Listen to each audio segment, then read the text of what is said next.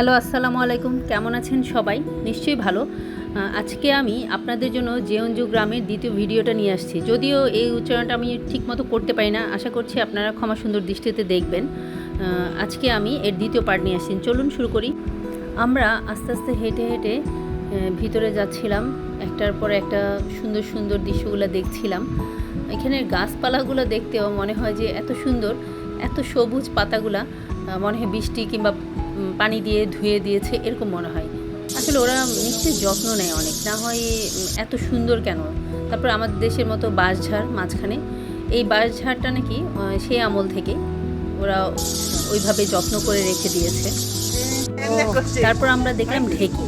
ঢেকিটা তো আসলে সব দেশেই আছে, আমি মনে করতাম আমাদের দেশে, কিন্তু ওইখানে গিয়ে দেখি ঢেকি আছে।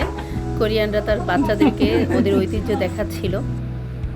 এই এরিয়াটা অনেক বিশাল জায়গা জুড়ে, কি সুন্দর ওয়ালগুলা রেখে দিয়েছে। তারপরে মাঝখানে মাঝখানে আবার ওয়াশরুম রেখেছে। এই যে সামনে আমরা একটু সামনে হেঁটে যাচ্ছি, ওইখানে বাঁদিকে যে বাড়িটা দেখতে পাচ্ছেন বাড়ির মতো, ওইটা আসলে ওয়াশরুম। তো মাঝখানে মাঝখানে এরকম ওয়াশরুম রেখে দিয়েছে, আমাদের দেশের যেরকম দর্শনীয় স্থানগুলোতে রাখে ওরকম, তবে ওদের ওয়াশরুম অবশ্যই অন্যরকম। তারপরে হলো জায়গাটা এত বড় যে হাঁটতে হাঁটতে আসলে মানে কিছুক্ষণ হাঁটার পরেই কাহিল লাগে।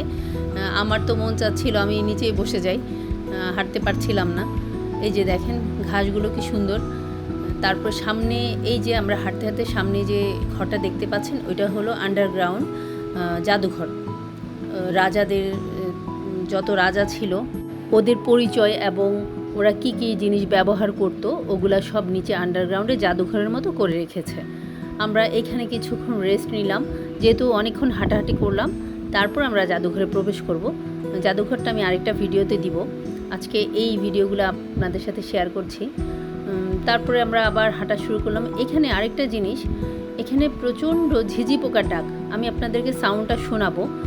আমি প্রথমে ভেবেছিলাম কোনো পাখি, কিন্তু পরে দেখি এত তীব্র আওয়াজ। এটা নাকি কোরিয়াতে ঠান্ডার আগে মানে গরমকালে এটা থাকে। আমার কাছে মনে হচ্ছিল আমি পাগল হয়ে যাব, মানে এত তীব্র আওয়াজ, ঝিঝি ডাকছে। আমি আপনাদের সাথে একটু পরেই সাউন্ডটা শেয়ার করব। এবং এটা ভাবির বাসায় যে আমরা থেকেছি ওইখানেও সেম, মানে গাছপালা যেখানে ওইখানে এই পোকাটার মানে অত্যাচার মনে হয় থাকে। তো যাই হোক, এই যে দেখতে পাচ্ছেন কি সুন্দর দৃশ্যগুলা, গাছপালা, তারপরে প্রকৃতি।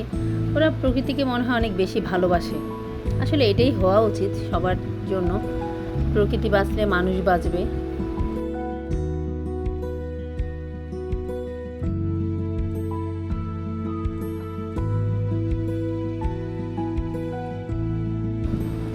এই গাছগুলা দেখলে বোঝাই যায় যে এগুলো অনেক আগের।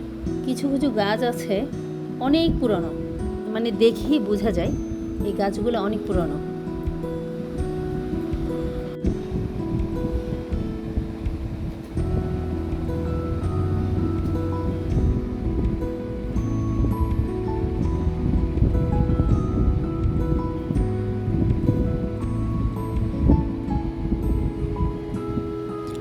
ওই দিন প্রচণ্ড রোদ উঠেছিল, অনেক গরম ছিল, এতটা বেশি গরম ছিল। তারপরও ওইখানে গাছপালার জন্য মানে কিছুটা বাতাস ছিল, খুব বেশি বাতাস যে ছিল তা না, কিন্তু ভাল লাগছিল। আমার তো একটু একটু একটু হাঁটছিলাম আর ঘাস দেখে বলছিলাম হাত পা ছড়ায় বসে যাই, কারণ এত টায়ার্ড লাগছিল।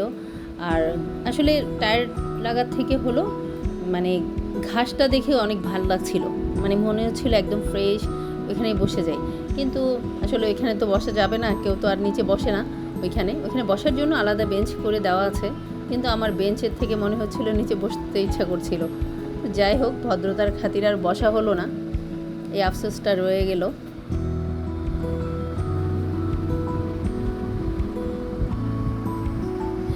এইখানে আমি আপনাদেরকে ঝিঝি পোকার ডাকটা শোনাবো।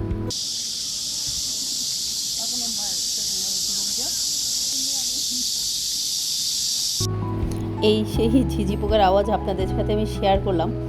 আর এখানে হলো বাঁশঝাড়ের একটা বিশাল ঝোপের মতো।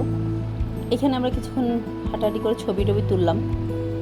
তারপরে আবার সামনে চলে গেলাম, ওইখানেও সুন্দর বসার জন্য জায়গা রেখেছে, গাছপালা সব কিছু, আসলে সব কিছু একসাথে দেখতে অনেক ভালো লাগে এবং সুন্দর।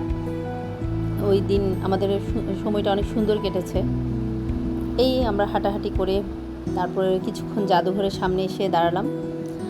আমি জাদুঘরের ভিডিওটা আপনাদের সাথে পরের ভিডিওতে ব্লগে শেয়ার করব। আশা করছি আপনারা আমার সাথেই থাকবেন এবং আমার ভিডিওগুলো আপনাদের যদি ভালো লাগে অবশ্যই আমার সাথে থাকবেন এবং সাবস্ক্রাইব করে দিবেন। আজকে এই পর্যন্ত। আপনারা সবাই ভালো থাকেন, সুস্থ থাকেন। আসসালামু আলাইকুম।